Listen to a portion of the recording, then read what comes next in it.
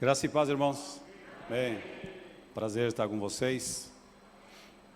Bati o recorde dessa vez. Tempo mais curto que levei para voltar. É menos tempo, 2 meses. Hã? Que vou ficar mais tempo também, é verdade. Ou seja, meu máximo de tempo aqui foi 40 dias.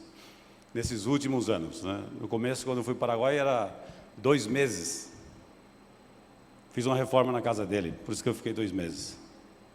Estavam começando, não tinha muita gente ainda, então dava para ficar mais tempo. Um abraço da minha esposa, também um abraço de todos os nossos irmãos lá de Assunção, Campo Nove também, que é outra igreja que nós temos, Capiatá. Na verdade, todos os irmãos que tiveram algum tipo de contato com vocês, os que foram lá, né, estiveram lá uma caravana, porque 2001, 2002, ficou esse vínculo mais próximo, né? Então eles nunca se esquecem. Então um abraço da parte deles, dos pastores também, Ramon, o Domingos, e de todos os irmãos, os mais antigos, né, que conhecem a maioria de vocês, os mais antigos também daqui. Envio um abraço, então eu quero transmitir esse abraço. Bom, no dia de hoje nós vamos falar sobre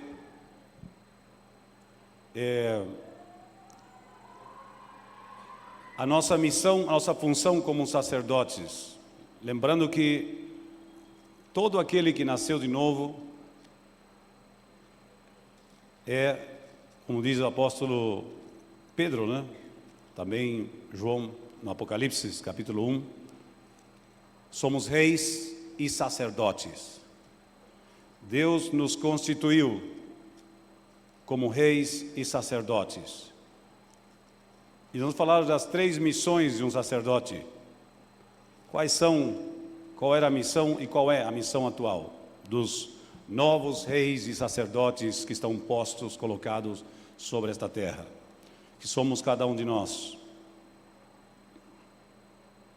Capítulo 1, versículo 4, João, às 7 igrejas que estão na Ásia, graça e paz seja convosco da parte daquele que é, que era, que há de vir, e dos 7 espíritos que estão diante do seu trono, e da parte de Jesus Cristo, que é a fiel testemunha, o primogênito dos mortos e príncipe dos reis da terra.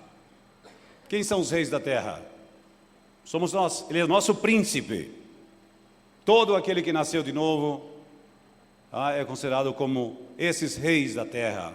Estão colocados aqui para reinar em vida por um só Jesus Cristo, nosso Senhor. Conforme Romanos 5,17, né?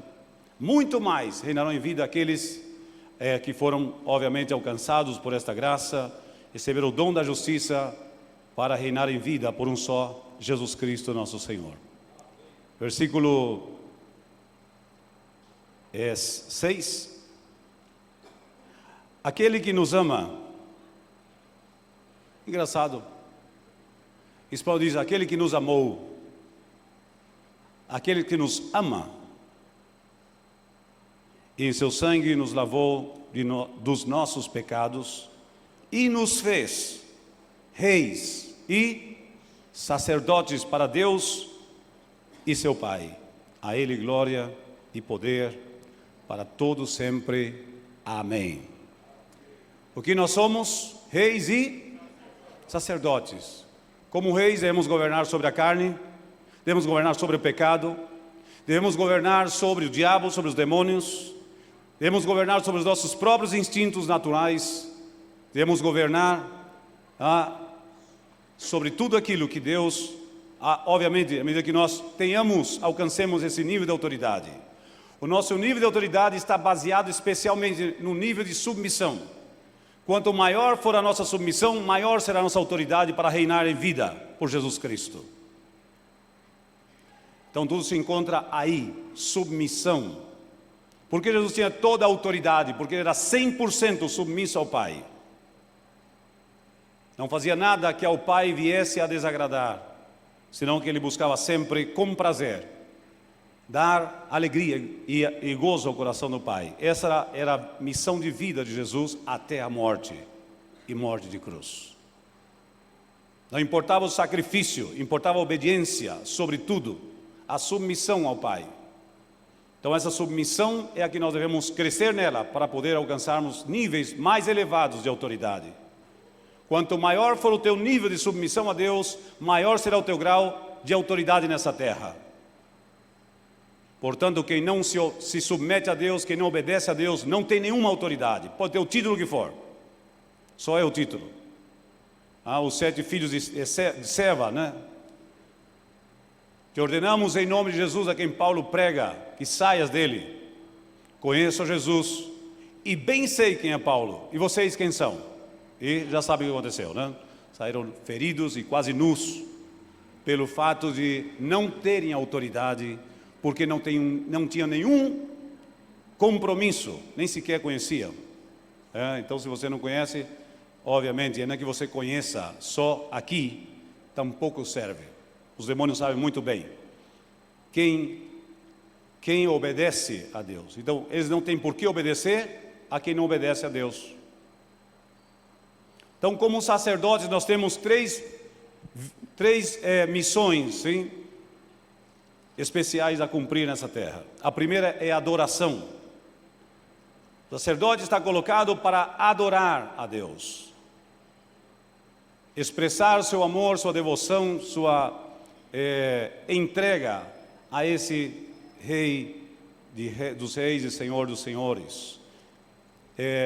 Nós vamos lá em Hebreus, capítulo 13, versículo 15. Exatamente.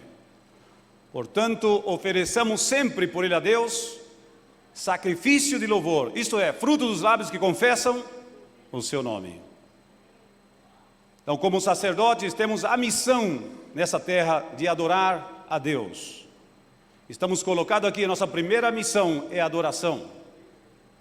É expressar a Deus com palavras, com obras, com atitudes, o nosso amor e o nosso temor a esse Deus que é bendito eternamente e deve ser adorado por todos os seus sacerdotes que estão nessa terra.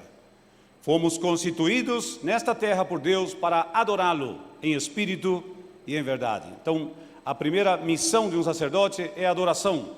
Eu vou me deter mais nesse aspecto da adoração. A segunda missão do sacerdote era a intercessão, interceder, né?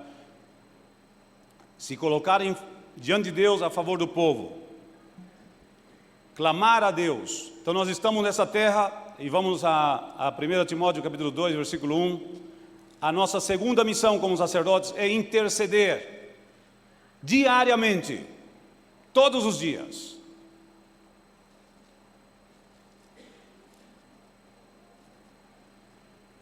Capítulo 2 da primeira carta de Paulo a Timóteo.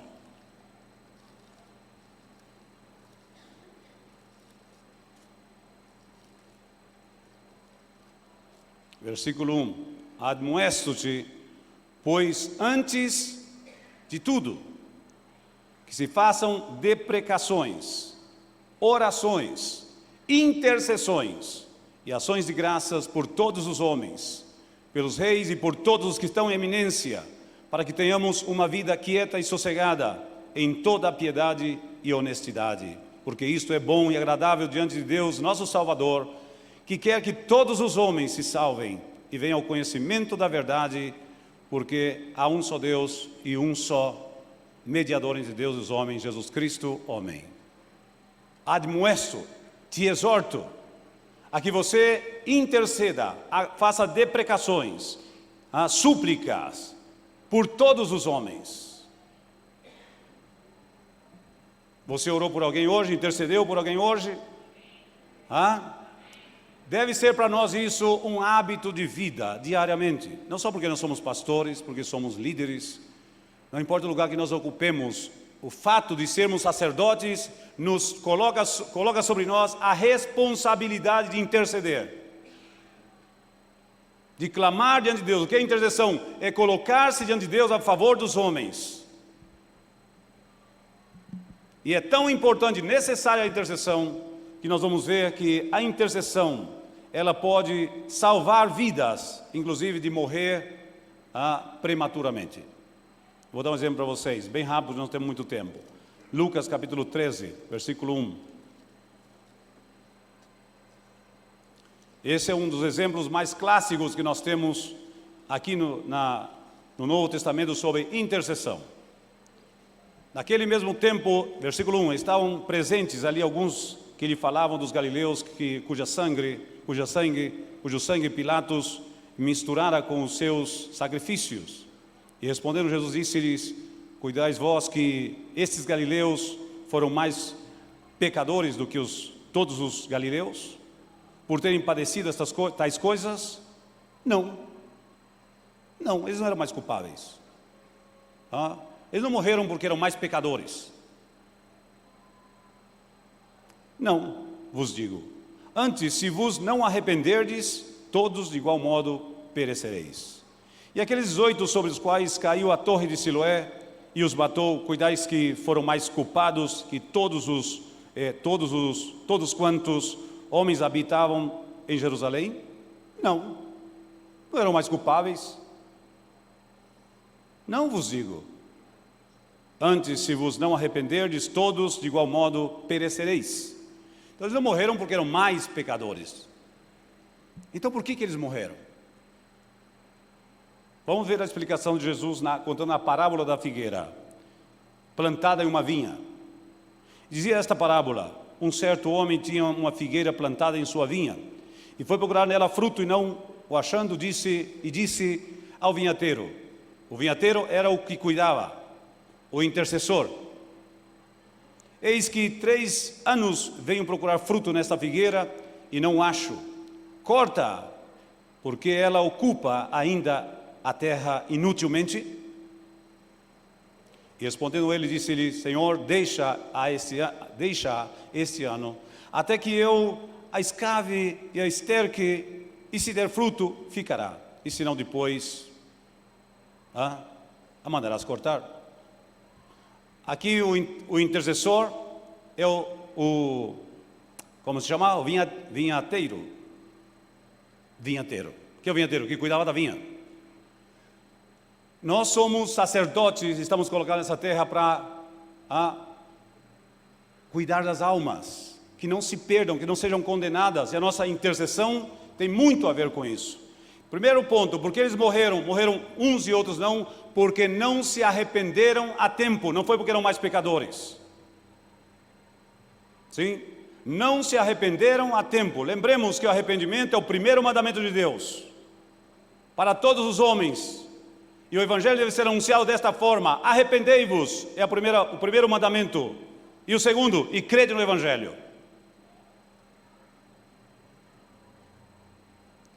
É o primeiro mandamento do Novo Testamento: arrependei-vos.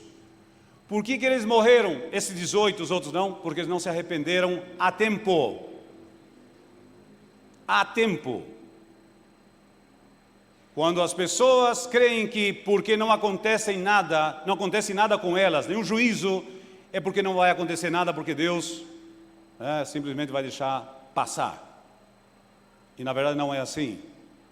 Deus nunca, escuta o que eu vou dizer para você, Deus nunca julga, traz juízo imediato sobre ninguém que peca. Nunca. Porque ainda Ananias e Safira tiveram quase 3 horas ou mais para se arrependerem. A mulher teve mais tempo, para se arrepender. Então, geralmente o juízo de Deus nunca é imediato, fulminante, instantâneo, porque Deus é longânimo. Deus dá tempo para que as pessoas se arrependam. Sempre dá tempo, mas esse tempo de arrependimento é mal interpretado como que não vai acontecer nada. Então posso seguir pecando até que o juízo vem. Não interpretemos mal a bondade e a misericórdia de Deus. Se você está no pecado, se você pratica o pecado, deve se arrepender a tempo. Ninguém morre. É simplesmente Muitas vezes o juízo é consequência da negligência no arrependimento. Isso vale para todo mundo, inclusive para os crentes. Pastores, quem for. Não há acepção de pessoas para com Deus. Deus dá oportunidade a todos, usa de misericórdia para com todos.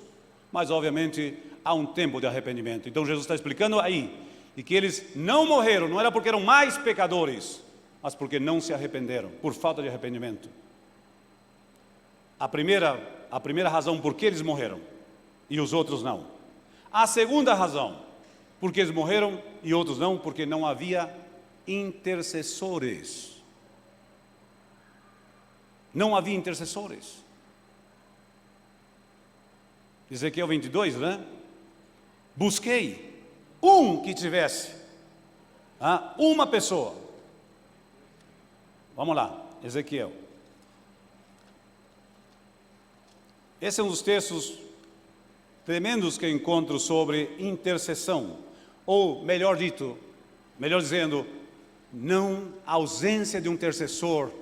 E prestem bem atenção, aqueles homens morreram porque não se arrependeram a tempo e porque não havia intercessores. E Jesus conta a parábola para explicar isso, que o vinhateiro era o intercessor, veio a sentença de Deus, corta porque ocupa inutilmente a terra. Senhor, dá um tempo, espera um pouco mais. Eu vou cavar, vou estercar, espera um ano pelo menos mais. E se não tiver outra possibilidade, se não der fruto, então o Senhor cortará. Um ano é muito tempo. É muito tempo para a pessoa continuar adulterando, para continuar enganando, continuar aproveitando-se dos demais, maltratando, cometendo continuamente o mesmo erro. É muito tempo. Não se arrependeu? Veio a palavra, a sentença, corta, porque ocupa também inutilmente a terra, não produz nenhum fruto para Deus, só para a carne, só para si mesmo. Não se preocupou em adorar, em se render, em mudar de vida. Isso é arrependimento, mudança de atitude, mudança de coração, mudança de vida, isso é arrependimento. Remorso, Senhor, perdoa o meu pecado, vou amanhã e faço a mesma coisa. Isso é remorso, sinto pelo peso do pecado, a consciência de culpa. Arrependimento é mudança, é deixar o pecado. 28:13 de Provérbios, aquele que encobre as suas transgressões nunca prosperará, mas aquele que as confessa e deixa alcançará misericórdia. O que é misericórdia? A oportunidade de continuar, seguir vivendo. Não se arrepende, corta. Ezequiel 22, então, por favor. Versículo 30. Ok, obrigado, Senhor. Sim.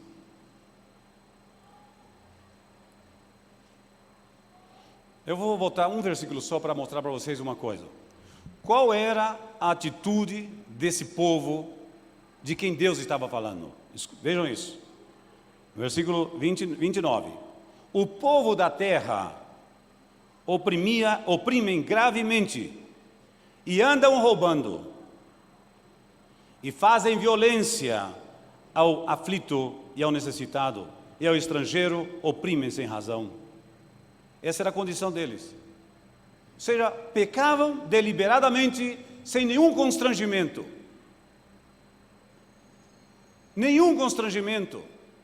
Cometem todo tipo de erros, delitos, violência, maltrato e nenhum constrangimento. Essa era a condição deles. Então o que Deus buscou? Versículo 30. E busquei dentre eles um homem que estivesse tapando o muro. Um homem. Que estivesse na brecha perante mim por esta terra, para que eu não a destruísse, mas a ninguém achei. Como eu não achei ninguém, então o que eu tive que fazer? Deus falando, tive que exercer o juízo, eu não queria. Compreende? Porque morrem uns e outros não, por falta de intercessores. Diz, por isso eu derramei sobre eles a minha indignação. Fiz que o seu caminho recaísse sobre a sua própria cabeça. Por quê? Não havia intercessores. Desculpe.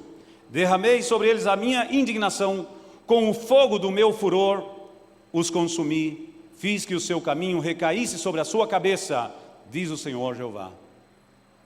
Quando não há intercessores, não há como deter o juízo. Não importa sobre quem seja. A paciência de Deus tem limite. E esse limite termina com o arrependimento. Se não se arrepende no tempo determinado por Deus, tchau. Tchau. Deus buscou quem intercedesse.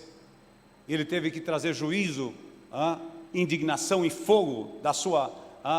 porque não havia quem se colocasse na brecha para interceder. Vocês entendem a importância? Nós temos visto milagres tremendos, milagres. E os nossos filhos vêm e dizem: se nós tínhamos a certeza que você estava intercedendo por nós, do contrário, teríamos até morrido aí. A intercessão. Então, a segunda missão de um sacerdote é a intercessão. Nós devemos interceder. Quando? Todos os dias. Não de mês em quando há jejum na igreja, quando há atividade da igreja. Não. Todos os dias. Assim fazia Jó. Todos os dias se levantava e começava a orar pela sua própria família. A nossa oração começa pela nossa família. Todos os dias oro pela minha esposa. Todos os dias oro pelo meu filho, pelos meus filhos. Pelas minhas noras, genros. Oro todos os dias pelos meus sogros. Oro todos os dias pelos meus irmãos. Todos os dias. E logo vou orando pelos meus irmãos da igreja. Depois oro vou expandindo a minha oração, minha intercessão, até... Às vezes necessito uma hora e meia para fazer isso todos os dias. Só interceder.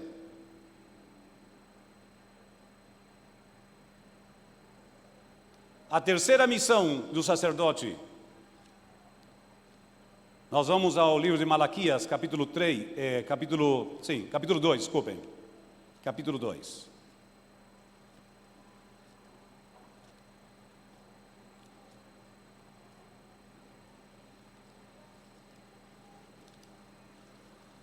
Infelizmente, irmãos, nós vivemos um cristianismo tão frajuto e tão superficial.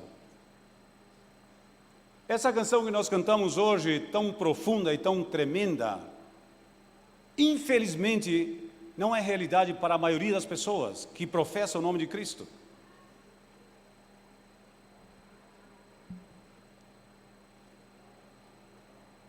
Para mim, o maior e o melhor avivamento que existe é o avivamento pessoal. Onde não importa quanto ou como esteja ao teu redor, você tem um avivamento contínuo interiormente. Esse fogo que nunca se apaga, essa palavra que nunca morre, esse poder que sempre flui, independentemente de quem estiver, ainda que esteja no meio do deserto, no meio de um gelo. Eu não sinto nada, alguns dizem, né? Na verdade, eu sempre digo que sentir é relativo.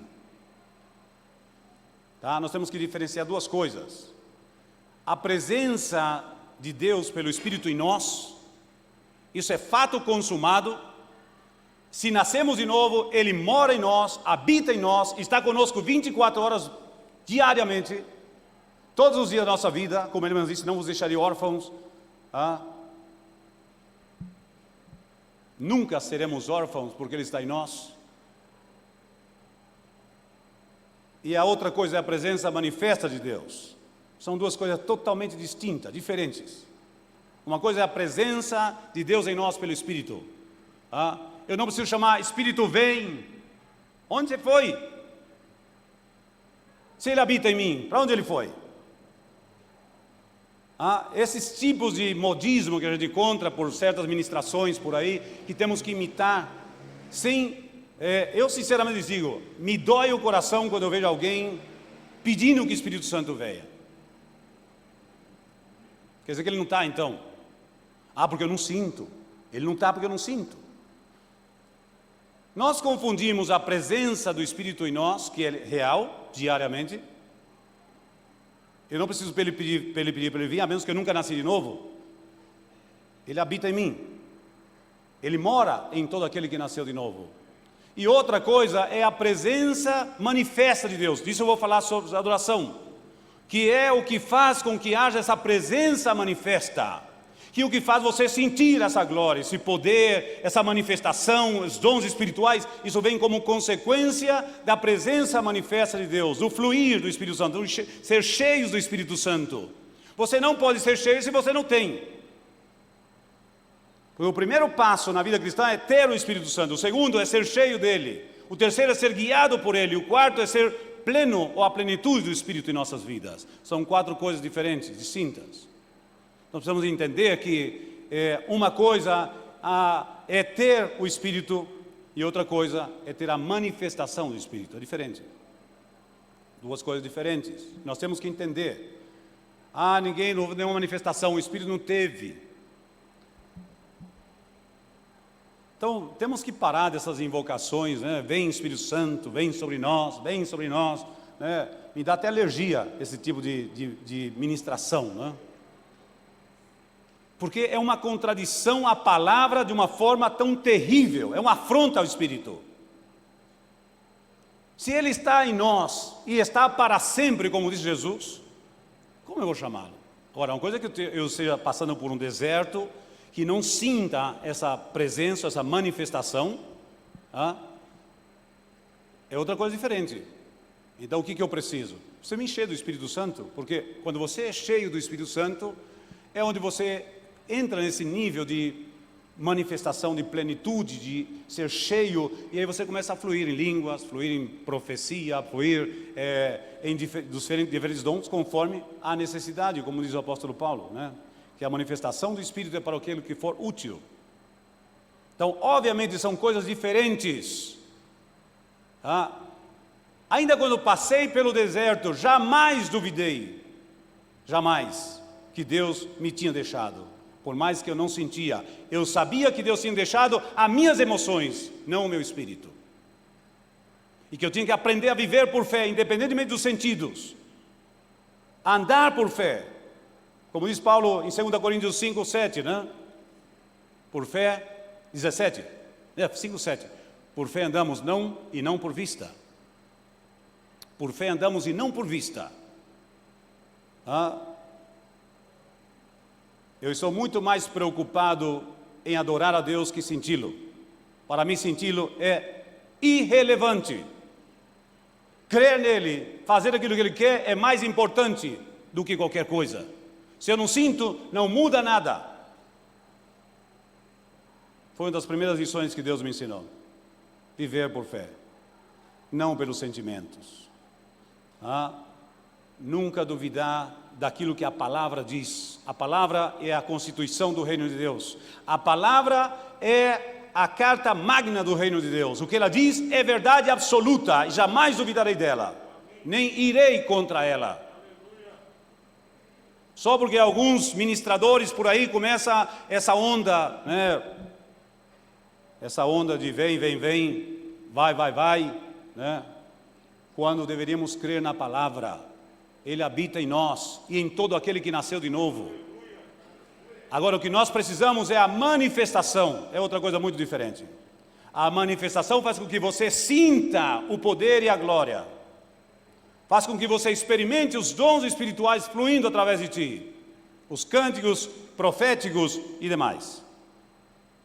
Então, voltando aqui ao capítulo 2 de Malaquias, a terceira missão de um sacerdote. Versículo 1. E agora, ó sacerdotes, esse mandamento vos toca a vós. Se o não ouvirdes, e se não propuserdes no vosso coração dar honra ao meu nome, diz o Senhor dos Exércitos,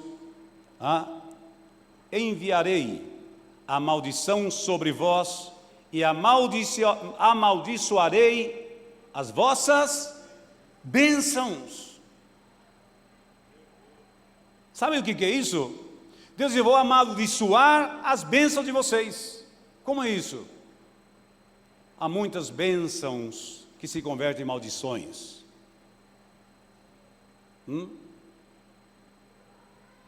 Muitas bênçãos que ao princípio um carro, uma posição econômica boa, que bênção, pode ser uma grande maldição se te desenfoca, se tira o foco, se te desvia do verdadeiro propósito que você tem ministerial, de adoração, de servir a Deus, de ser estável nas coisas de Deus, de estar comprometidos totalmente, independentemente do que você ganhe ou perda. Que a tua única e a maior porção da vida seja Deus sobre todas as coisas. Isso deve ser prático, não só teórico. Deus é o dono do meu negócio. Por que você não pode deixar o teu negócio para adorar a Deus? Não pode deixar o teu negócio para cultuar a Deus nos dias de culto. Se Ele fosse o dono do teu negócio, você já estaria na mão dEle e faria aquilo que lhe agrada primeiro. Eu não creio em prosperidade que amarra a pessoa e só o entretém com as coisas terrenais e mundanas. Isso não é prosperidade, isso é maldição. Que você hoje tenha tudo aquilo que você queira, mas você não pode servir a Deus fielmente. É inconstante em congregar-se, é inconstante na oração, é inconstante na comunhão com a palavra. Até da tua família você tem maior distância. Isso é maldição.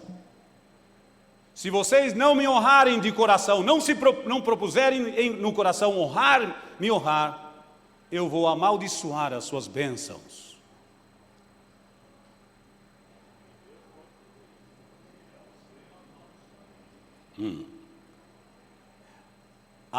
Diz, e já as tenho amaldiçoado, porque vós não pondes isso no coração.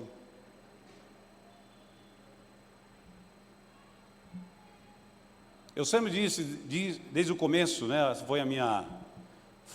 o meu princípio de vida, era esse. Eu jamais, na minha vida, terei um trabalho que me impeça a cultuar a Deus, perder cultos. Jamais, não porque sou pastor, porque eu não era pastor há muito tempo, jamais vou fazer hora extra, nunca, para ganhar mais dinheiro, quando deixe de fazer alguma coisa pelos meus irmãos, de servir aos meus irmãos. Jamais, nunca as coisas materiais jamais terão que interferir num amor maior que é por Deus. Se Deus quiser me dar as coisas que Ele me dê, se Ele não me der nada, não muda nada, Ele será a minha porção e a minha herança.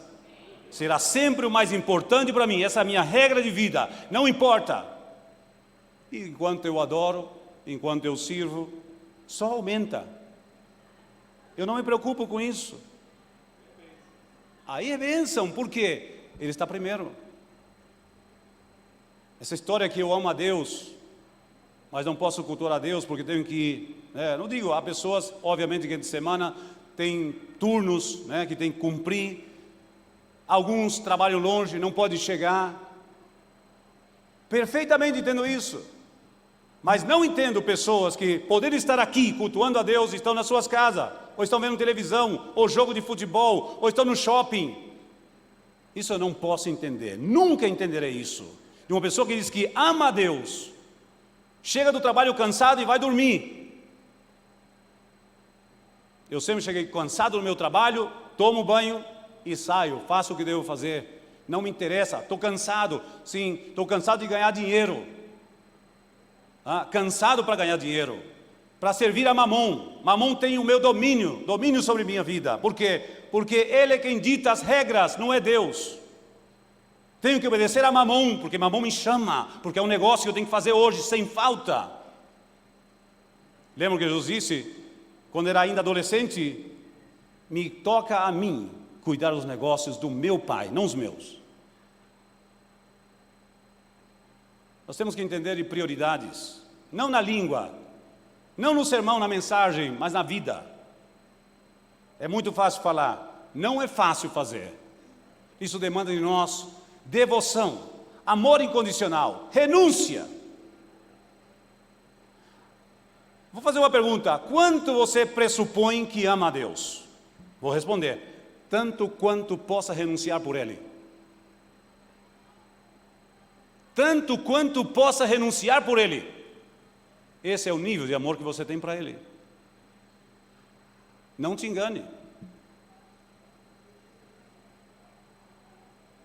Então Deus diz: se vocês não propuserem no coração me honrar, respeitar, ter devoção, consagração, entrega, infelizmente eu terei que amaldiçoar as suas bênçãos. Terrível, né? Mas agora Romanos 8:1. Só um minutinho, Francisco. Romanos 8:1. Não, eles citam Romanos 8:1 para se justificar. E dizem: agora, pois, nenhuma condenação há em Cristo Jesus. Na Bíblia deles não tem atualizada, não tem. É a Bíblia NVI, não tem o resto. Mas nessa tem. Para os que não andam conforme a carne, mas conforme... Qual é a prioridade dele? É o Espírito, não é a carne. Então não há condenação para esses. Mas aqueles que vivem conforme a carne, infelizmente estão expostos sempre. Absolutamente. Não tem como agradar a Deus os que vivem na carne.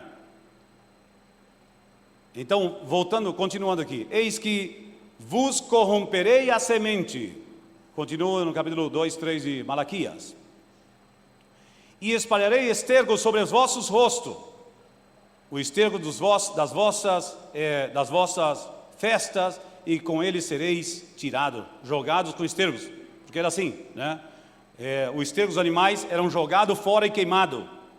E Deus: eu vou falar com vocês, sacerdotes, eu vou fazer a mesma coisa com vocês, vou lançar vocês fora, como um esterco. Então diz a palavra: sabereis que eu vos enviei este mandamento, para que o meu concerto seja com Levi, diz o Senhor dos Exércitos. Meu concerto com ele foi de vida e de paz, e eu lhes dei para que me temesse, e me temeu, e assombrou-se por causa do meu nome. A lei da verdade esteve na sua boca, e a iniquidade não se achou nos seus lábios. Andou comigo em paz e em retidão, e apartou a muitos da iniquidade, porque dos lábios do sacerdote guardarão a ciência, e da sua boca buscarão a lei, porque ele é o anjo do Senhor dos Exércitos. Nós somos o quê? Os anjos do Senhor, os mensageiros do Senhor dos Exércitos. Isso quer dizer a palavra anjo, mensageiro. Quem? Sacerdotes. Nossa terceira missão é ensinar, proclamar, anunciar. Eu aprendi uma coisa muito importante com o Domingos, faz muitos anos atrás, talvez nem se lembre, né?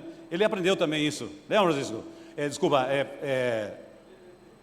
Ele dizia, ele aprendeu lá, e para mim foi muito oportuno, que a igreja onde ele estava empenhada em cumprir os 2 ides. O primeiro ide,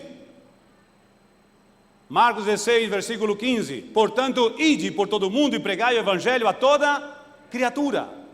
Quem crer e for batizado será salvo, mas quem não crer será condenado. Esse é o primeiro ide. Ide, pregai, anunciar, proclamar o evangelho.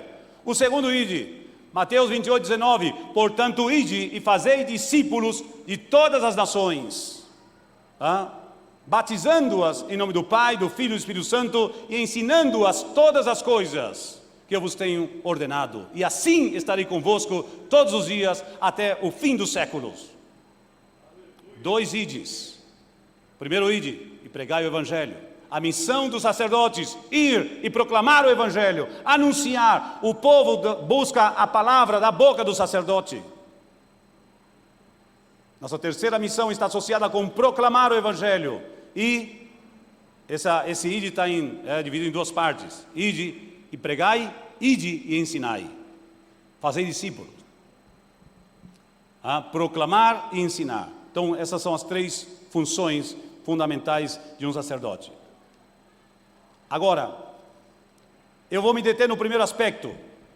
O sacerdote como adorador. Todos nós fomos criados por Deus originalmente para ser adoradores, não só para adorar. Para que a adoração seja um estilo de vida para nós, uma forma de viver.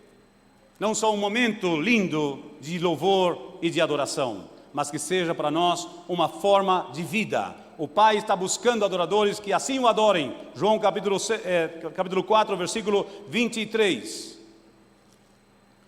Então vamos falar um pouquinho, brevemente, né? Porque não sei até que hora. Até que nós temos? Para não extrapolar.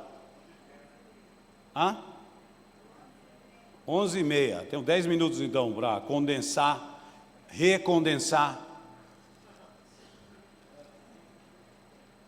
João capítulo 4, versículo 23. Então a primeira missão de um sacerdote é a adoração. Mas a hora vem e agora em que os verdadeiros adoradores adorarão o Pai em espírito e em verdade, porque o Pai procura a tais que assim o adorem. Deus é espírito, e importa que os que o adorem em espírito e em verdade. Então a primeira missão do sacerdote é a adoração. Adoração, devemos adorar. Efésios capítulo 1, versículo 12. Efésios 1, 12.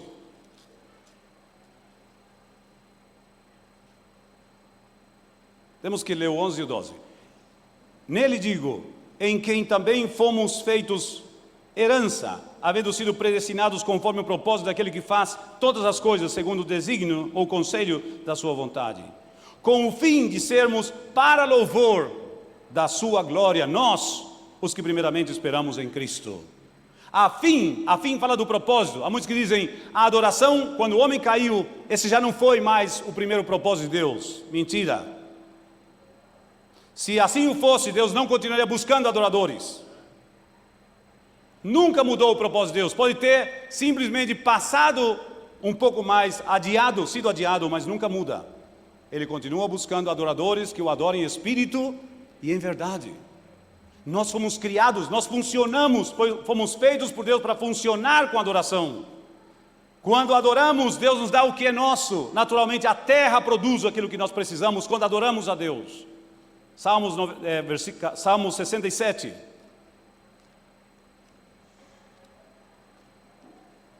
O primeiro resultado da adoração é que a própria terra se abre ao nosso favor. Se dispõe a dar-nos aquilo que é nosso. Quando nós damos aquilo que é de Deus, automaticamente tudo aquilo que está ao nosso redor funciona perfeitamente dentro desse propósito, do primeiro propósito de Deus, e missão também dos sacerdotes. 67, versículo 4. Alegrem-se e regozijem-se as nações, pois julgarás os povos com equidade e governarás as nações sobre a terra. Louvem-te a ti, ó Deus, os povos, louvem-te todos os povos. Então a terra dará o seu fruto, e Deus, o nosso Deus, nos abençoará. Deus nos abençoará, e todas as extremidades da terra o temerão. Veja o fruto. Então, quando nós louvarmos e adorarmos, então a terra dará o seu fruto. Você não dá o que é de Deus, e a terra retém aquilo que é teu. Você dá a Deus o que é de Deus, e Deus dá o que é ou te corresponde.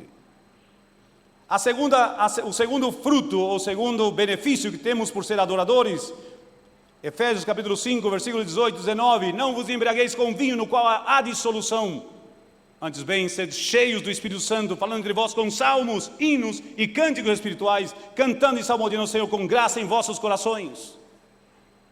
O segundo benefício da adoração é ser cheio do Espírito Santo. Quando você adora, você está renovando o teu ser. Porque a cura quando você louva e adora e se rende, né? Essa adoração integral, espírito, alma e corpo. Eu sempre digo que a adoração que chega no seu clímax máximo é aquela adoração onde há uma unidade perfeita de todo o nosso ser, espírito, alma e corpo, totalmente concentrado, rendido, entregue a esse único propósito, a única pessoa, a nada e a ninguém mais. Quando Ele é o único objeto da tua atenção, do teu amor e da tua devoção. Quando todo o teu ser se concentra, até o teu corpo começa a ter sede e fome, como diz o Salmo, creio que 65, né? Até o corpo se rende, e muitas vezes treme diante da grandeza, do poder e da glória desse Deus. Tão grande é a manifestação, porque a adoração traz a presença manifesta de Deus.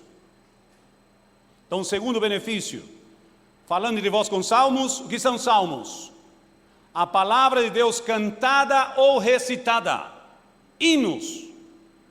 O que são hinos? São aqueles cânticos que alguém compôs para adorar, louvar e exaltar a Deus. Cânticos espirituais, cânticos em outras línguas. Essa deve ser para nós uma atividade contínua, todos os dias. Devemos passar horas, pelo menos 1 hora, pelo menos 40 minutos adorando.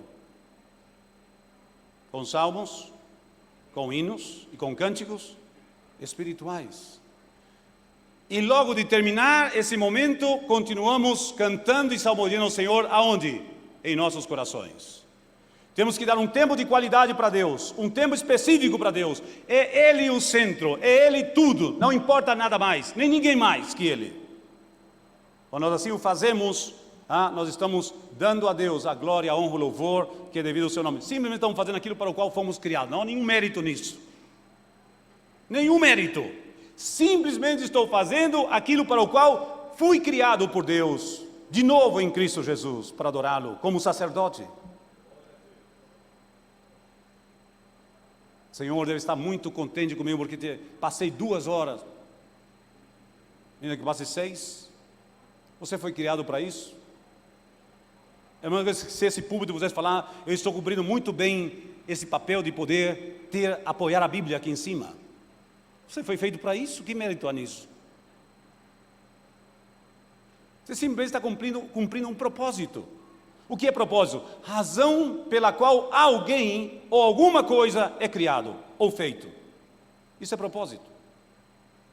Quando nós adoramos, estamos simplesmente fazendo aquilo que, quando nós fazemos isso, nós estamos nos enchendo do Espírito Santo. Quando nós adoramos a Deus, quando nós ministramos ao Senhor, nós estamos chegando a essa posição de ser cheios. E quando você é cheio do Espírito Santo, o que acontece? Começa a fluir os dons, começa a fluir o poder, começa a fluir a glória de Deus através da sua vida. Os cânticos proféticos. Nós começamos a fluir em Deus, e lembrando, que os apóstolos tinham que ser cheios para ir pregar o Evangelho. Para eles ser cheios era parte da vida, da rotina. Para nós é uma ocasião sumamente especial e muito esporádica. Para eles era normal, sabe por quê? Porque eles oravam todos os dias. Eles adoravam todos os dias. Eles viviam nesse avivamento pessoal diariamente. Dependia da igreja para se avivar. Dependia unicamente da sua intimidade, da sua comunhão, da sua reverência, da sua devoção a Deus. Nada mais do que isso. Aqui muitos vêm para ser cheio, para buscar. Infelizmente, algumas vezes encontram, vão cheios e logo se esvazia, porque começa a brigar, começa a viver uma vida muito carnal e aquém daquilo que deveria ser. Então, obviamente, se desgasta. Quanto mais carnal você, mais atitudes carnais você tiver, mais rápido se desvanece essa manifestação em tua vida. Não importa quão cheio você estiver, você sai daqui, vai brigar com tua esposa, com teus filhos, a frustração opaca essa glória. Por isso que alguns não entendem, por que isso não permanece tanto tempo? Permanece tanto quanto você permaneça no Espírito. O nosso grande problema é que ainda o mundo, o dinheiro nos compra facilmente e domina as nossas vidas, as nossas emoções. Quando alguém ganha dinheiro, muito dinheiro, uma alegria tremenda, extrapola alguns.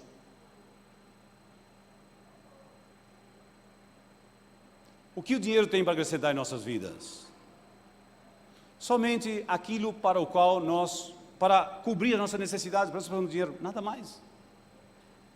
Então a adoração é a nossa missão de vida, adorar ao Pai todos os dias. A segunda, nós falamos que o primeiro são os frutos que vêm a nós, quando nós adoramos. O segundo, ser cheio do Espírito Santo. A terceira, a presença manifesta de Deus. Salmos 22, 3, né? Mas tu és o santo que habita no meio dos louvores de Israel, ou do teu povo.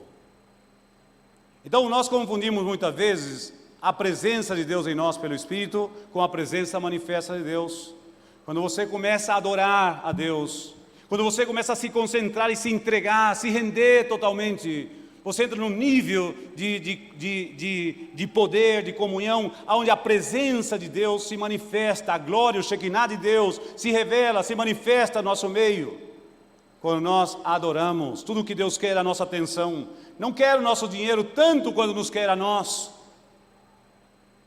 Há pessoas que pensam que dando o seu dízimo já cumpriram com Deus. Ainda que é importante e útil para a obra, Deus quer mais. Deus quer a tua vida. Paulo dizia, eu busco a vós e não o que é vosso. Esse é o coração de Deus falando. Porque se Deus não te tem, Ele não tem nada teu. Não tem nada. Ele quer o nosso coração. Filho meu, dá-me o teu coração. Dá-me o teu coração. É isso que Deus quer. Nós estamos tão preocupados em agradar a Deus. Deus quer o centro da nossa vida, quer o centro da nossa atenção. Ele quer toda a nossa adoração. Ele quer toda a nossa devoção. Ele não quer parte dela. Ele quer tudo. Porque Ele é digno. Ele é dono de tudo. Para Ele são todas as coisas. Por Ele são todas as coisas. Por isso a Ele deve ser dada glória eternamente. Na igreja, disse Paulo, né? Na igreja. Nós, em nós, cada um de nós. Então o terceiro benefício da adoração é esse. Salmos 22, versículo 3. Tu és o santo que habitas no meio dos louvores do teu povo. Quando nós cantamos a Deus, né, há 4 níveis de adoração que nós não temos mais o tempo para falar. Eu vou deixar pelo menos aí a deixa com vocês, né? O primeiro nível é, nós vimos lá, né?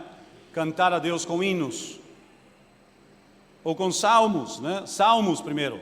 São salmos, a palavra de Deus cantada ou recitada.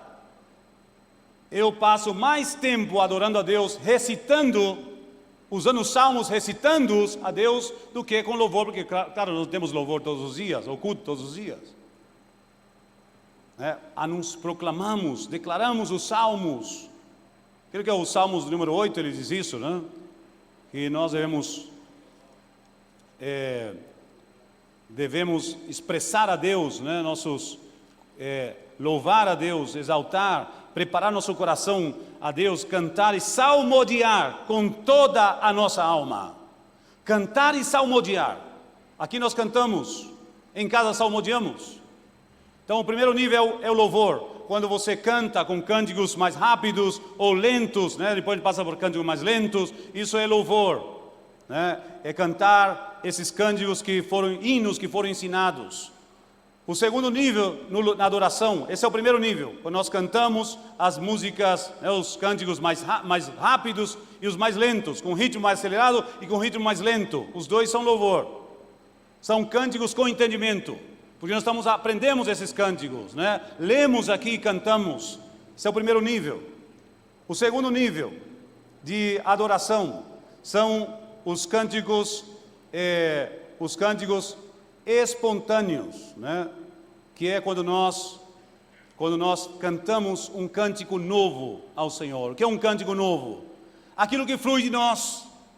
Começamos a cantar ao Senhor com as nossas próprias palavras. Então esses são cânticos espontâneos, né, com os quais devemos louvar, exaltar, bendizer o nome do Senhor, porque Ele é digno de ser louvado, de ser exaltado por cada um de nós. Salmo 96:1. Cantai ao Senhor um cântico novo, cantai ao Senhor todos os moradores da terra. Então um cântico novo é um cântico fresquinho que saiu aqui de dentro, para exaltar ao Senhor, para louvar ao Senhor, para engrandecê-lo, para ministrar ao nosso Deus. Esse é o segundo nível na adoração. O terceiro, cânticos espirituais. Que são cânticos espirituais? Cânticos em outras línguas. Claro, para você cantar em outras línguas, tem que falar em línguas. Então, tem que buscar esse dom, obviamente, né?